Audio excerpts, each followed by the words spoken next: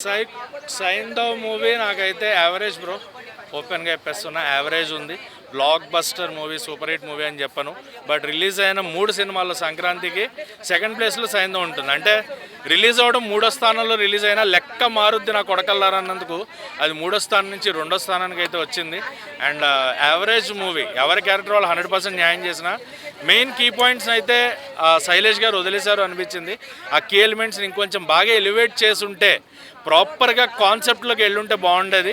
ఆయన ఇంట్రడక్షన్కే, characters ఇంట్రడక్షన్కే 40-45 minutes తీసుకున్నాడు.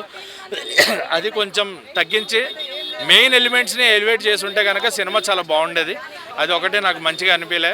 And bore కొట్టింది సినిమా కొంతవరకు. అరే ఏంట్రా ఇది రెగ్యులర్ రొటీన్ మూవీయే కదా, ఆల్రెడీ చూసినవే కదా అనేది అనిపించింది. And routine action drama. But Venkatesh గారి ఫ్యాన్స్కి మటుకు ఫీస్ట్ ఇది. ఎందుకంటే ఆయన చాలా కాలం తర్వాత ఆఫ్టర్ ఘర్షణ, నారప్పలో మాసి, ఇది మాసి అంటున్నారు. It's not massy, it's action based movie. Complete action, mass కాదు. మళ్ళీ చాలామంది చెప్తున్నా, యాక్షన్ బేస్డ్ మూవీ. యాక్షన్లో వెంకటేష్ గారు కనపడడం అనేది చాలా బాగా అనిపించింది. చాలా కాలం తర్వాత ఒక రగ్గడ్ లుక్లో ఆయన యాక్షన్లో కనిపించడం అనేది చాలా బాగా అనిపించింది. వెంకటేష్ గారి క్యారెక్టర్ బాగుంది. నవాజుద్దీన్ గారి క్యారెక్టర్ నాకు ఆయన చూడగానే పరేష్ రావల్ గారు గుర్తొచ్చారు నాకు క్షణక్షణం మూవీలో. సో అంత బాగా ఆయన క్యారెక్టర్ని ఎలివేట్ చేశారు. అదొకటి చాలా బాగా అనిపించింది. మిగతా క్యారెక్టర్స్ ఎవరికి వాళ్ళు 100% ఎఫర్ట్స్ దే గేవ్. మిగతా అందరూ కూడా ఎవరికి వాళ్ళు న్యాయం చేశారు. బట్ స్టోరీలో మెయిన్ కీ ఎలిమెంట్స్ అనేది ల్యాగ్ ఉంది.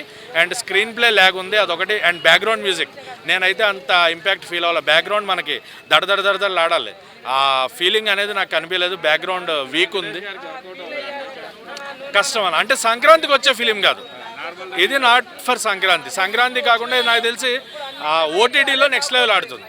ఓటీటీ ఫిలిం ఇది, ఓటీటీలో నెక్స్ట్ లెవెల్ ఆడుతుంది. But it's not Sankranti theatrical film.